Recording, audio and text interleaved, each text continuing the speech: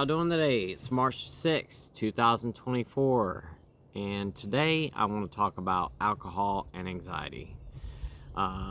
You guys know as well as I do that alcohol and anxiety go together hand in hand, and a lot of us did or have or still are using alcohol as a method to reduce our anxiety.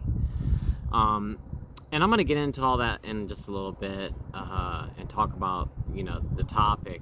Before I get into today's video, though, I just want to say thank you so much to everybody for hopping in there yesterday. Just the past few days. Forever. I mean, first of all, you guys are so awesome. Thank you so much to everybody. And there's a bunch of you that are there every single video who always hop in the comments and always have nice things to say. And first off, I just want to say thank you to all of you all, and you know who you are. Thank you so much. And for all the new subscribers who are here to the channel or new, thank you so much. I really appreciate you subscribing. I appreciate you watching these videos.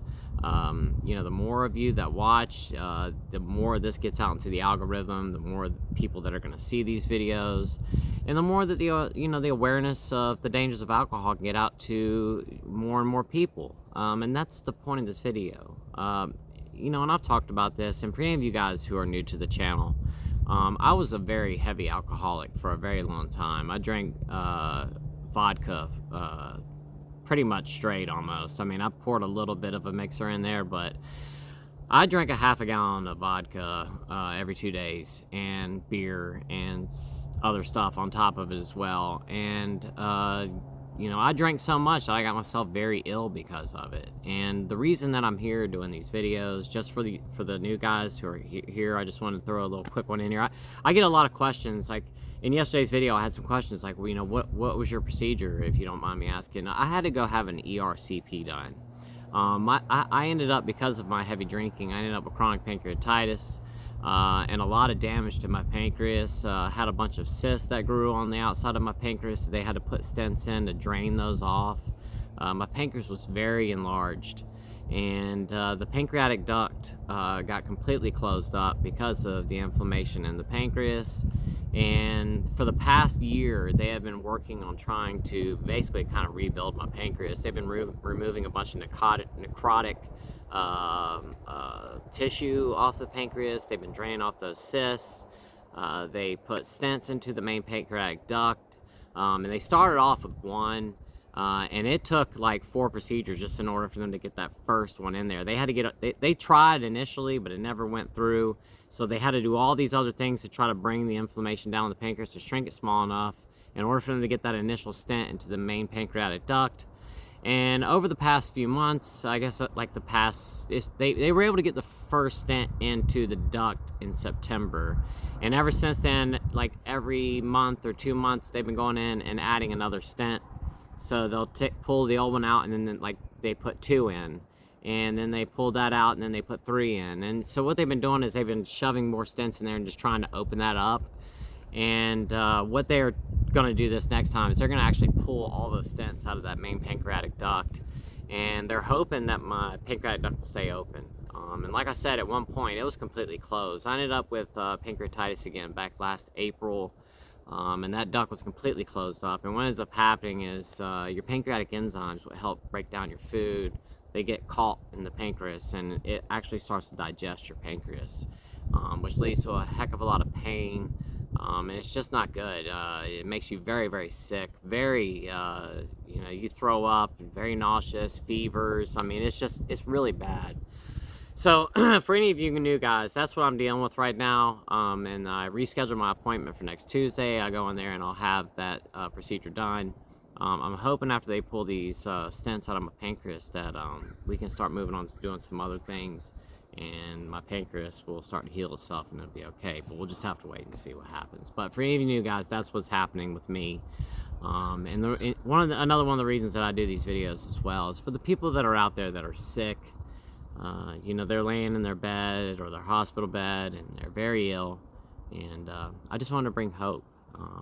I've talked about this, but there's a lot of new people here. There was a lady named Jennifer Schaefer who was on YouTube, and I was laying in the bed one day watching YouTube videos about liver disease, and I stumbled across her. And she was actually on hospice, and got off of hospice and got out of the bed, started walking around, and she's still up moving around to this day. And it really motivated me.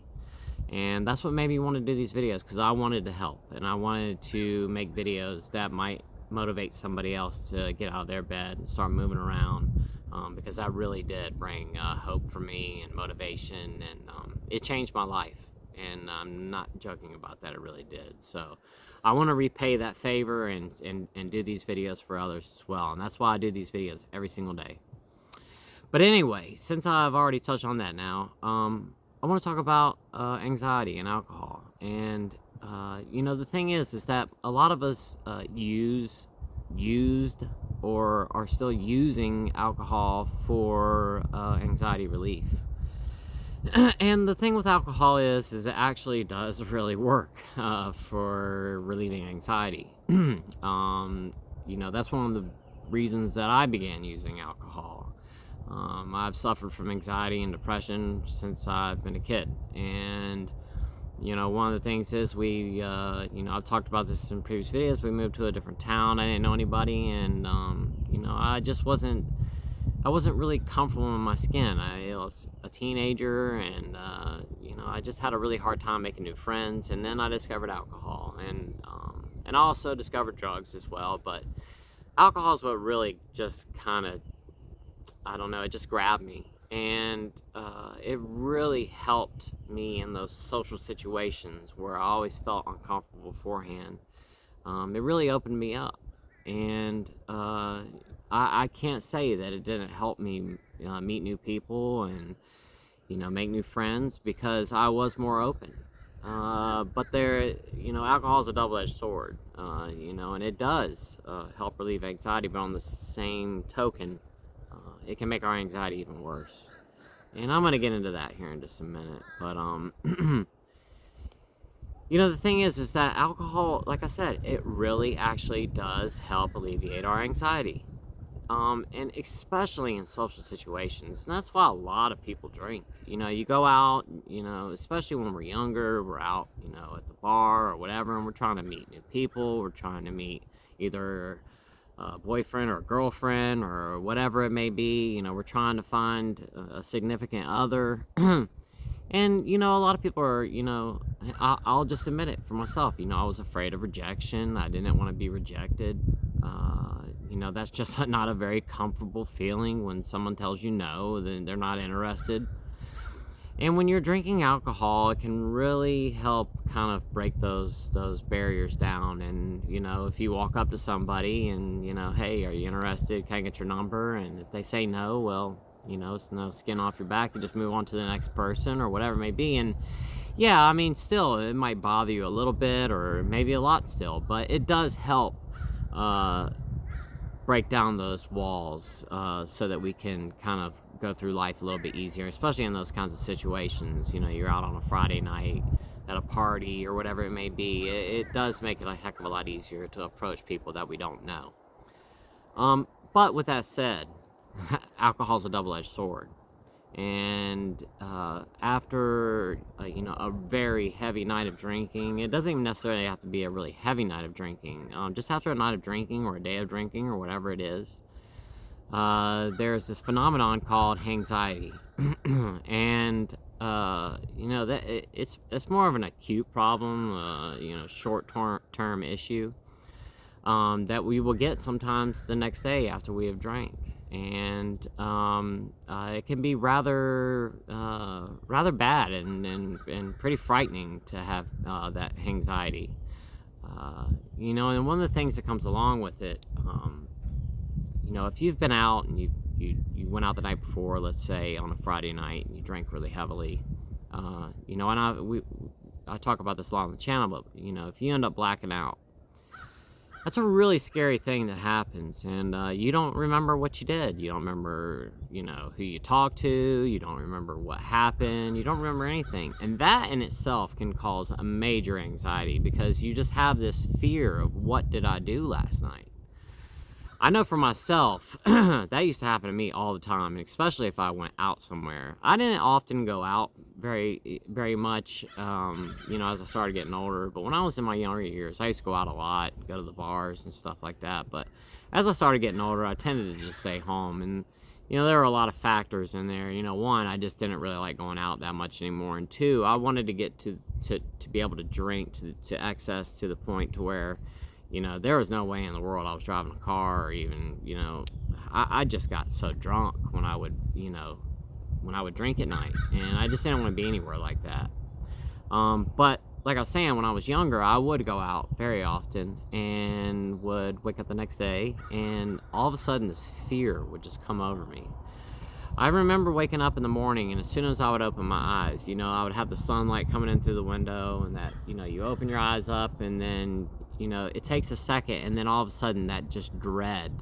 I remember like the blood just leaving my face. I remember like that feeling of like the blood just leaving my body, and like this just full body dread of what did I do last night. And I would remember these teeny little instances that had happened the night before, and I couldn't remember anything else. I would just remember saying something like screaming out or something like that, and then I would just think to myself, what in the world did I do? And I had absolutely no recollection. And the anxiety that I would get from that was just terrifying, because I didn't know if I, made a fool out of myself. I didn't know if I had done something that might have gotten me in trouble.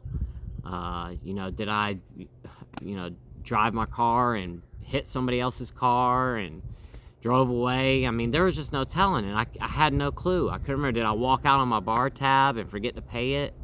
Those are the types of things that would go through my head that I'd have to think about. Did I get in a fight with somebody? There were plenty of nights where I woke up and there would be like a bruise on my face, or my clothes would be ripped, or, I'd have scratches on me or something, and I couldn't remember what I had done. And 99.9% of the time I had just gotten so drunk I'd bumped into a wall or whatever it may be, or I was running through the woods doing something stupid and scratched myself up on a bunch of branches or whatever it may have been. And I usually was with somebody else, and I'd have to call them and go, what happened last night? And I remember that fear, when I would call them the next day to find out, especially if I'd called in the morning and they didn't answer, and I would call and call and call. I'll be right back. All right, guys, sorry about that. I'm back. That was my wife that was just calling me. I had to stop the video for a second. She just met with the insurance adjuster on my daughter's truck, and we might not have to total it out. We'll just have to wait and see, but we're going to get an answer this afternoon to find out what's happening with that. But anyway, I'm not going to get off topic, but just wanted to fill you guys in what was going on. But anyway, I was talking about, waking up the next morning and not knowing what happened after a long night of drinking. And that can cause just severe anxiety, especially when you just have no recollection of what happened the night before. But on the flip side too, alcohol not only do we get anxiety because we can't remember what we did the night before, just so many factors involved in that aspect of it, just because of our behaviors from drinking. But alcohol actually plays around with our chemicals in our brain. And, alcohol majorly affects our GABA in our brain. And then GABA is the chemical in our brain that, kind of helps relax us, can help alleviate our stress.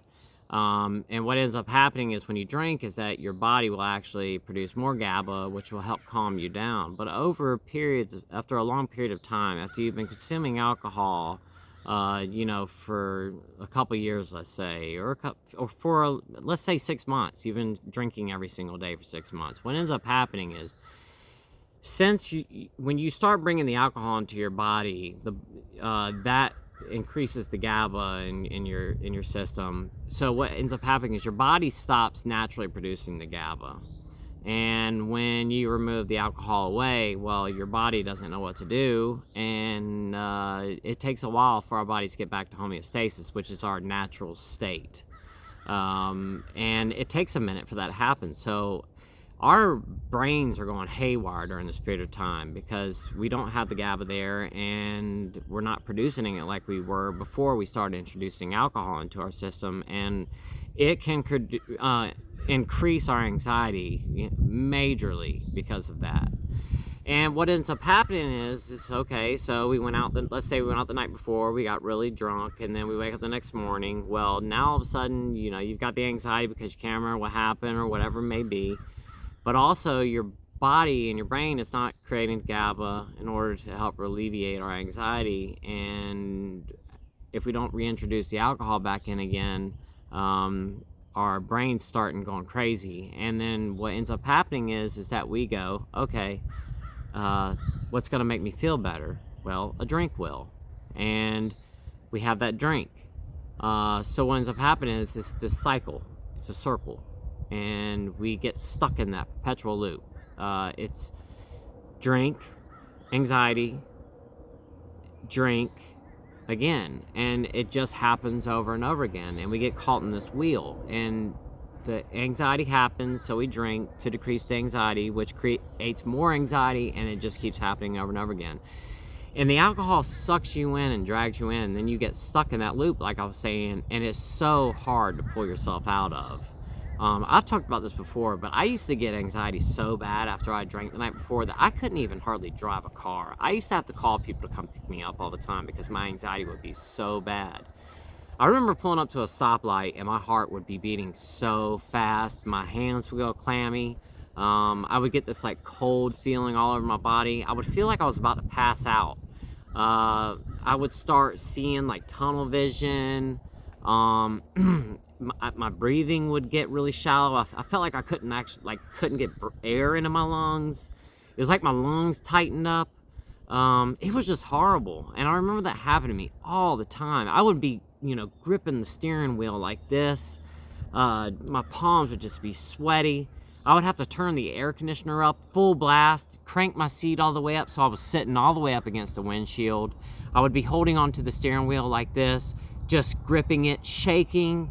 And, I would have my eyes on the road. I'd have to be like smacking myself in the face. I'd have to turn the stereo all the way down because my anxiety was so bad I couldn't have anything that was going to interfere with my thought process.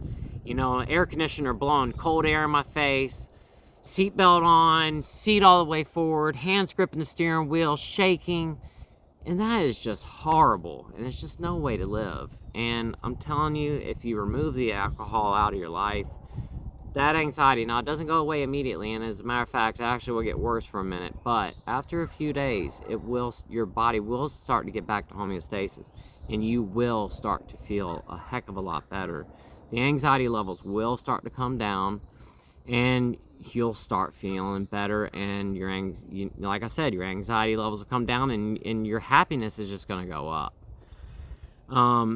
So like I said, the alcohol, yeah, it does work for our anxiety levels. It does help bring them down, but at the same time, it will bring them back up. And you don't want to get stuck in that perpetual loop. And I'm telling you, and please do so if you're considering quitting drinking. Please talk to a doctor. But I can promise you that if you remove the alcohol out, your anxiety levels will actually come way down.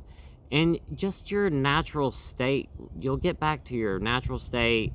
And if you're already a person that has suffered from anxiety your whole life, I'm not saying that your anxiety is going to totally disappear, because that's not going to happen. I can just tell you that right now.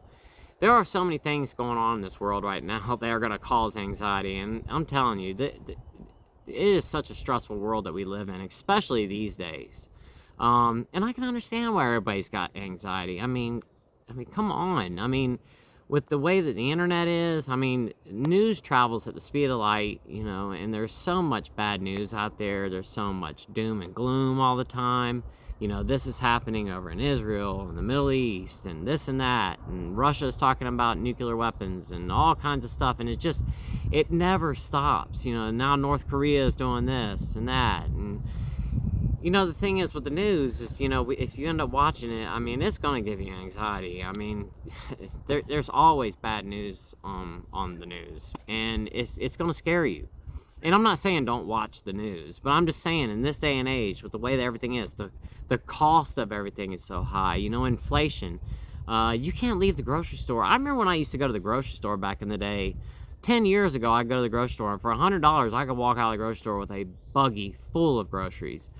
You walk into the grocery store now, that little part of the cart where you can put a child in, that little area right there is about as much as you're gonna fill up for $100. I mean, depending. I mean, if you get a big old pack of toilet paper and paper towels and blah blah blah, I mean, you're gonna fill up your whole cart. But I mean, in real actuality, I mean, you're not getting a whole lot for $100 anymore at the grocery store, and that can stress you out. I mean, the cost of housing has gone up so much. The cost of utilities are continuing to increase. That kind of stuff can cause anxiety, especially if you're trying to raise a family and bills are so high. Your job's got you stressed out. You're worried about losing your job. You got to work all these hours and everything. I totally get it. But at the same time, alcohol is just not the key, and it's not the way to go to relieve that anxiety. Now, what you can do is there are a lot of other methods that we can use in order to decrease our anxiety. For instance, breathing exercises, and I'm telling you, those actually do work. If you ever start feeling really anxious, stop for a minute and focus on your breathing, and just give your second and just kind of just sit in the moment. Focus on your breathing. It will really help bring your anxiety levels down. Exercising is a super good way to help bring our anxiety levels down. Just getting out and doing a quick little walk, anything, walking around your yard, picking weeds out, anything, picking up pine cones, sticks out of your yard, whatever it may be. Just getting outside, getting in the sunlight, breathing fresh air, doing something, cooking food is another great anxiety reliever. You're taking your mind off of stuff. You're not thinking about all the doom and gloom. You're out there and you're cooking a meal, and it will just take your mind off of it. And and while you're doing something productive, you're creating something good as well for you to eat and for your family or whoever. Meditation. I know a lot of people that meditate, and I know a lot of people that swear by it. I'm gonna be completely honest with you here. I can't do it. I've tried to meditate over and over and over again. I just cannot keep the thoughts out of my head. Anytime I sit down to try to be quiet and meditate, I just end up thinking about all kinds of other stuff. My mind never stops working. I just can't, and I've tried, but I'm sure there's a lot of you out there who do meditate or have tried meditating and it has actually been successful for you. I just can't do it. Spending time in nature, going out in the woods, walk, find your local park and just go outside, look at the birds. Like I said, get some nice fresh air, walk around, talk to people, whatever it may be. It really will help bring those anxiety levels down. Listening to music is another great thing to do. I wouldn't go listen to something that's, gonna raise your anxiety levels, something like raging heavy metal or something. If that helps you bring your stress levels down, listening to that kind of music, then great. It wouldn't work for me. If anything, it's going to get me all hyped up. But listening to some really relaxing music, like some jazz or some classical music or something like that, or just whatever artist you really enjoy, music can really help bring those anxiety levels down, kind of just bring us back to home base. Doing a hobby, and I've talked about this over and over again, but find something that you enjoy doing. And like I just was talking about in yesterday's video, I'm about to get back into my painting again.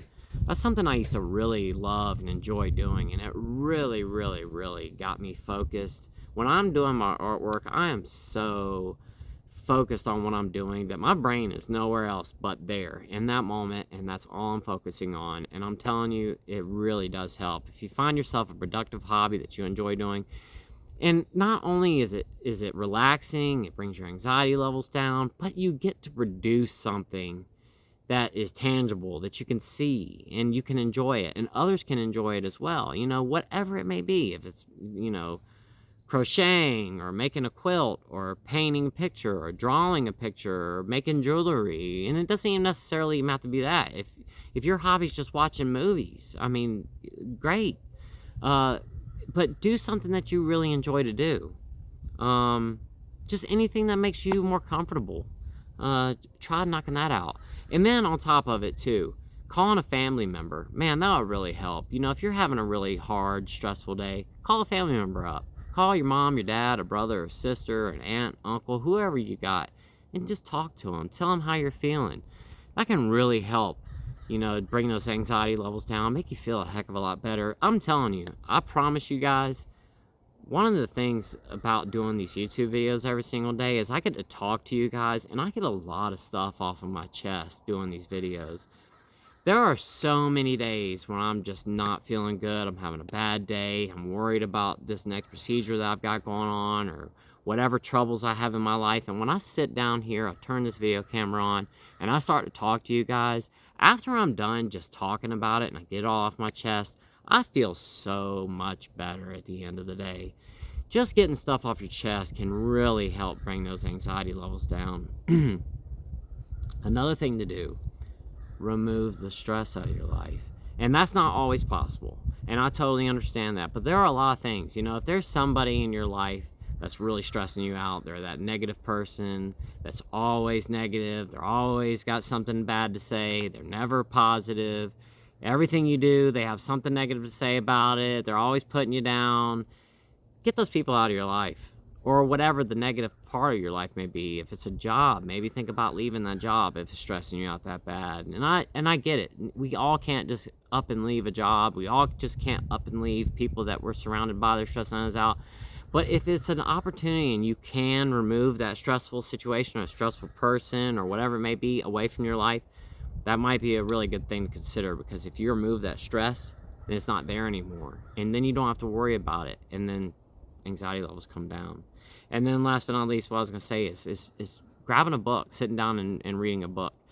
When you're reading, you are so hyper focused on that book. You're thinking about, you have to read the words, you have to think about it, you have to piece it all together. Your imagination has to like form these environments. You know, you're trying to think of what the character looks like that you're reading about, or the environment they're in, or whatever. I'm telling you, reading a book can really take you out of those stressful situations and put you in that environment that's in that book. And I'm telling you, I read all the time. It really helps alleviate my stress.